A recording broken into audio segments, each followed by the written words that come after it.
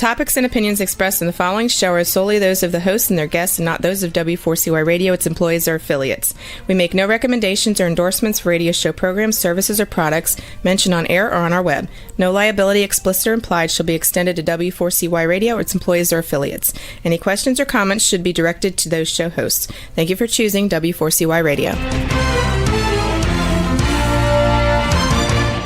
Welcome to the Ask the Expert show on W4CY Radio and Talk4 TV, where we bring you educational information from top local experts in the fields of legal, health, financial, and home improvement. Now sit back and listen to experts in family law, association law, hearing loss, business brokers, home care, along with many other topics. Now here are your hosts, Steve-O and Sophia. Hey, good morning, Ohio, Michigan. Welcome to another Ask the Expert show, where for the last 16 years we have brought you the top experts in the field of legal, health, financial, and home improvement. Today, this morning's show is a special show, and I'm going to just share some things with you. We really monitor the numbers that come through YouTube, though we're on about 70 different platforms.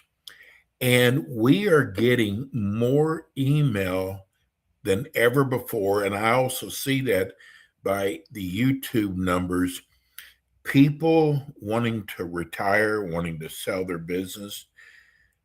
And I got to tell you, we got your emails and people asking us if we could do a business broker show. We found one of the top companies in the Michigan and Ohio area. It's called Great Lakes Business Advisors. And I've seen these numbers jump up.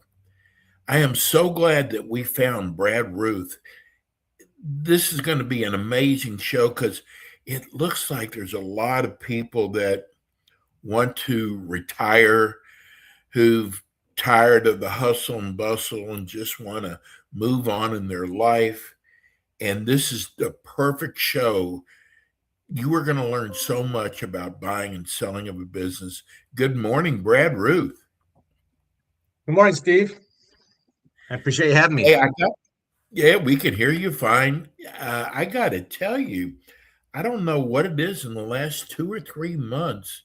We're getting more emails of people saying they're now thinking about selling their business. And the main question they wanted me to ask you, and we're going to get to that in a minute, because I think it's probably a very important question. But before we do that, tell people about Great Lakes Business Advisors. Yeah, so I've been first of all, I was a business owner. I owned restaurants for 18 years, and I own commercial real estate and also short-term rentals. So I've been an entrepreneur for my entire career, for the most part, except for I had a couple real jobs, which was early in my career. And since then, I've been a business advisor, helping business owners sell their businesses for almost 10 years. In July will be the 10-year mark. I've been doing this. So I've helped many business owners sell, and I've learned a lot. And the longer you do it, the better you get. And and that's what I love about what I've been doing, is just I continue to educate and learn and get even better at what I do. Well, I got to tell you, I think I shared with you our last show that I was a business owner. Well, I still am, but I had a business about 20 years ago that I tried to sell myself. And Brad, I know this will, you'll recognize this. It was the dumbest move I ever made. And just a few things is my phones were ringing off the wall. My employees would answer. It's like, why is someone calling about you selling your business? And then the people, I call them tire kickers. And a friend of mine said, why don't you get a business broker? And we're going to talk about that today. What is a business broker? And I got to tell you, the day I decided to do that, it changed my entire life. And I just have so much respect for what you do, Brad. Well, thank you. Yeah, I think a lot of business owners think they can do it, but what's the problem is if you're running your business and then you're trying to focus on selling your business, you take your eye off the ball of what you're doing, and then you're in the weeds Yes. on something else over here. In the meantime, your business could be going the wrong direction because of the lack of attention that you're giving it because you're trying to sell it. Whereas when I come in, I tell business owners, keep doing what you do. Like I want you to continue. Don't change a thing. If you got to hire people, hire people. You got to fire people, fire. If you're advertising, don't stop. Keep doing everything you're doing, and let me do all the work behind the scenes. That way, when we have the right buyer, I only bring the owner in once I've done all the vetting, make sure they have the experience to run a business, they have the cash to buy the business. We've have verified the funds they have. I've interviewed them, and then we bring the business owner and the buyer together, and then we go through the process. And obviously there's a lot of steps between there where I do a lot of due diligence on the front end to make sure the business is sellable, make sure we have at a price that it can be bank financed, and we do make sure if you don't have standard operating procedures, we don't have things in place, we have consultants we bring in to help you prepare that business for sale, because if it's very owner centric, it's very tough to sell. So we've got to do some things to decentralize the owner. So that's why we like to know about it 2 or 3 years in advance if we can. If we got to fix things, we've got time to fix it. Just because we're in contact now doesn't mean you're selling now. We got to make sure if you're doing some things we need to fix, let's fix them while you still want to run the business. Because once I call it the give a shit meter drops, then you don't want to fix things. You just want to sell. Then you're selling for a low value. So we got to do some things on the front end to get that business ready to sell and help you understand what that looks like. I tell you what, we got the greatest letter. Someone who's been listening to your show the last several months. He said, I understand you were in the restaurant business. I am thinking about buying a business. I see a lot of restaurants going under. Would you see that me starting a new restaurant in a location that went out of business under a different format, is that a good idea or a bad idea? It really depends on why it went out of business. One thing I can tell you, I've started at 2 restaurants from the ground up.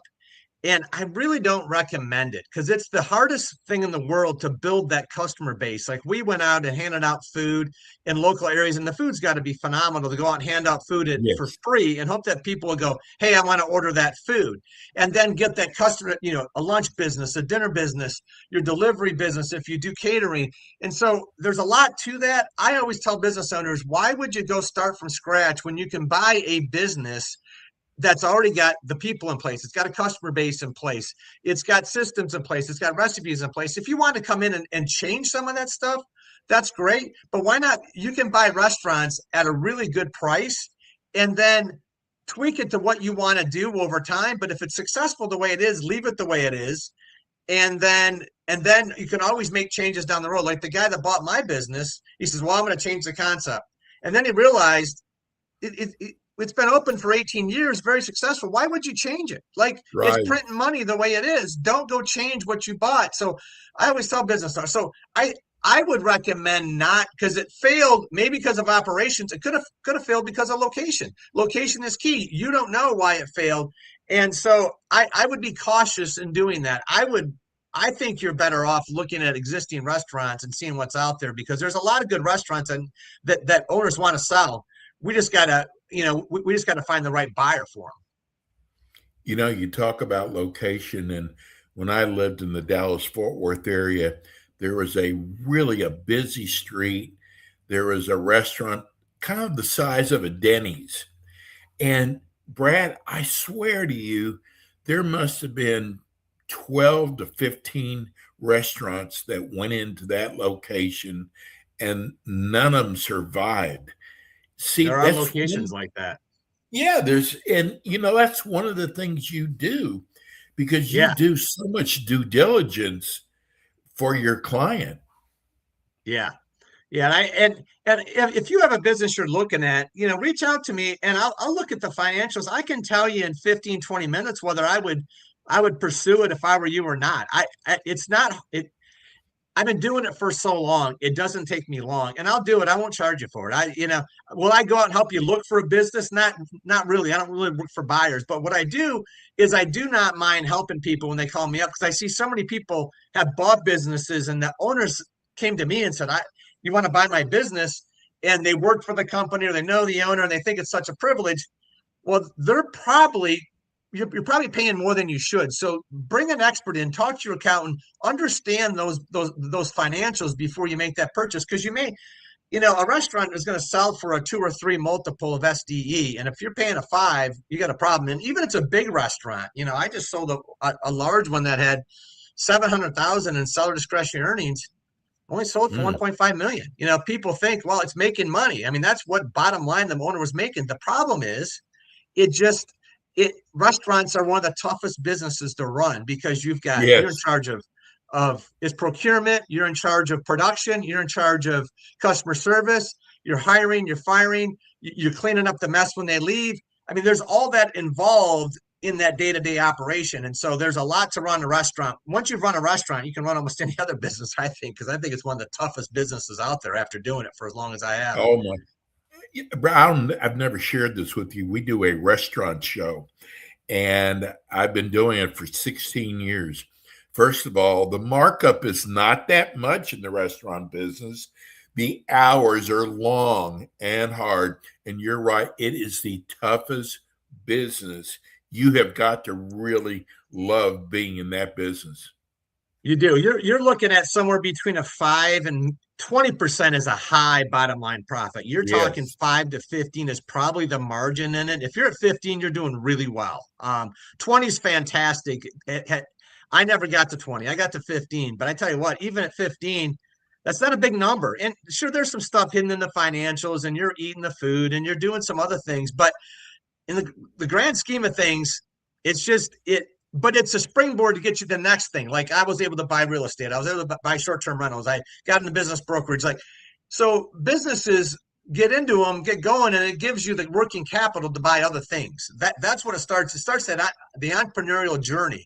And if that's what you know is restaurants, start in it, make the money, learn how to make money in the restaurant business, and then you can make money in about any business, in my opinion. Yeah, really. Brad, I got to tell you, I think one of the hardest things on what you do, because I went through this, when a person starts their business, it becomes their baby. And then you think the value is a lot more. You actually go out and you evaluate the business, what it's worth. And when they told me what the business was really worth, God, it hurt my feelings so much. But they were absolutely right. Yeah, and I tell people the baby's ugly quite often, and I don't enjoy saying that, but it's the truth. What I don't want to do is tell you your business is worth a number that I can't get to in selling your business. And so I'm quite honest with people, and I lose listings. I only take 1 in 10 businesses I talk to because if the business isn't sellable or the owner says, "Hey, I need 3 million to retire," and the business is worth 1.5 million. Well, it's just like if you have a car that's a Kelley Blue Book is 50,000 on it and you want 70, who's going to buy it? It's the same situation. Buyers are smart. They're not going to buy a bit, overpay for a business. People think, oh, it's potential. If I could sell potential, Steve, I would be retired 5 years ago. Potential doesn't sell. What have you done for me lately is what sells. Last 3 years financials tell the story. Yeah, exactly. Brad, you do so much work before you've even realized a dime. It is amazing the amount of work that you do for your client. And I got to tell you, hats off, but your area of business as a business broker is so important. And one of the things I hope I can get across to people that don't try to do this yourself. I am telling you, you will have so much heartache when you get a great business broker like Brad Ruth with Great Lakes Business Advisors. I'm telling you, it will make your life so much easier. I don't want to make this sound like a commercial. We're here to educate you. Like, we just got a text in from Jack in Cincinnati. He wants to know, what are your feelings on restaurant franchises? Boy, the problem with with franchises in general, I'm not down on them. I sell them. I owned one myself. I worked for ServiceMaster and sold franchises. The problem with franchises, and so if you buy a concept and it's turnkey, it's great, but it's still starting out from scratch. You got to build a customer base. You may have a bigger following if it's a popular franchise. The problem is, let's say their royalty is 4%. Okay. Well, it's only 4%. It's not 4% of profit. It's 4% of sales. Well, when your margins are between 5 and 15 and you're giving up 4% in a royalty, that's 30-40% of profit. So is it going to generate that much profit to make up for the difference in that? And that's where you just have to understand how that works, because when you first get, and the cool thing about franchises is once you start paying and once you're in, you're not getting out. Only way you get out is selling. You can't change the name of your business in that location and be a different concept and continue doing serving the same product. You're locked in. So I'm not opposed to franchises, and for some people it's a great fit who've never been in the business before and don't understand. It's a great baby step into business ownership. But a lot of times you're buying a job, and your franchise is making probably about almost as much as you are when it's all said and done. I mean, you're making more, but I'm just saying that they're taking a big portion of of the profit of your business. And so I'm not opposed to them, but you just got to understand that when you do it. Mark just wrote us, I'm so glad there's a show like this. I've looked through YouTube, and I've never seen a show that talks about selling a business. What area of business do you specialize in? So there's a few areas of specialization. I've sold tons of different businesses. I've kind of narrowed it down to the construction trades, HVAC, plumbing, electricians, and manufacturing distribution. And I still do restaurants because I've owned them, understand them, know how to sell them. They're difficult to sell. That's why I still do a lot of them, because I turn down so many of them because I call them hobbies. They're not making money. So they're a hobby. They're not really a business. And so I don't sell those. So those are the areas I concentrate in. Because those are the areas that I know best. And I'm a member of PHCC, which is a plumbing association, ACCO, which is a HVAC association. I also do landscapers. I'm a member of the Landscape Association, Ohio Landscape Association. And then I'm a member of the National Tooling and Machining Association. So I'm involved in a lot of these different associations, and I'm the only broker in those. And I usually speak at it's many of their meetings at least once a year at all of them, just to talk about it.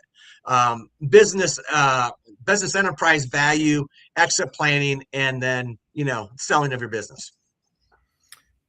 Brad, I got to tell you, your show goes by so fast. I just looked at the clock. First, let's tell people how they can reach you. Well, they can find me on LinkedIn. I'm on LinkedIn. You can go to my website which is scrolling across the screen down there. I'm on Facebook. And you can call me on my cell phone. Just call me directly or text me at the number at the bottom of the screen there. I'm available. If I'm not available, then I'll get back to you. I'm busy, but I'm pretty responsive. So for those who are listening on radio, on iHeart right now, or W4CY, what is your website? Okay.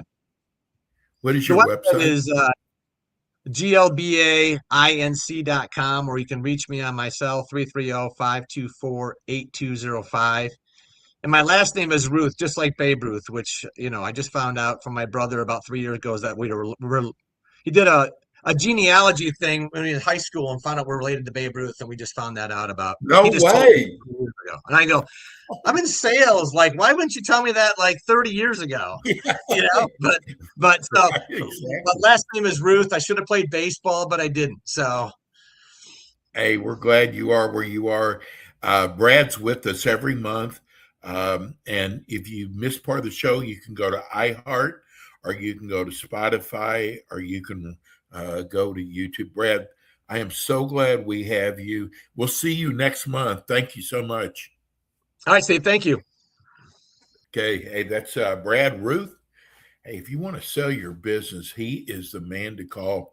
We're going to go to a short break. We'll be right back.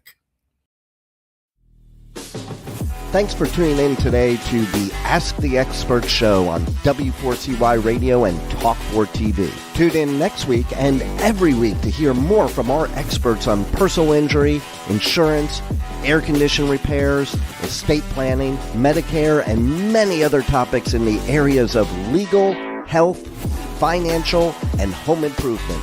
See you next week.